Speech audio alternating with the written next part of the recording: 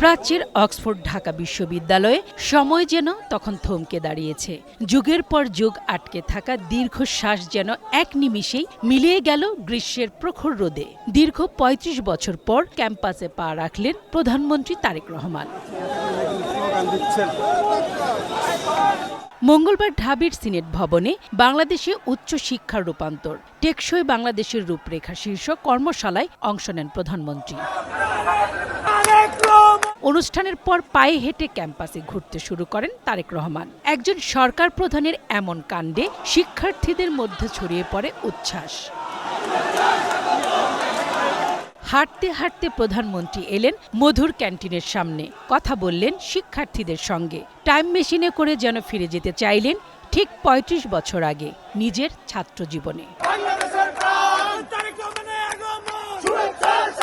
মুহূর্তে লোকে লোকারণ্য হয়ে ওঠে ঢাবি ক্যাম্পাস। প্রধানমন্ত্রীকে সশরীরে এক নজর দেখতে ও তার সঙ্গে কথা বলতে শিক্ষার্থীদের উদ্দীপনা ছিল চোখে পড়ার মতো। প্রধানমন্ত্রীও হাসি মুখে হাত নেড়ে সবাইকে অভিবাদন জানান।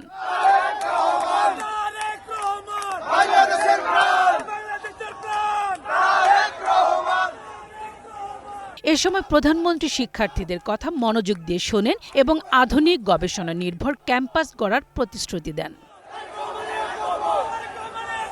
মোর্শেদা খান লিপি, গ্রিন নিউজ ডেস্ক।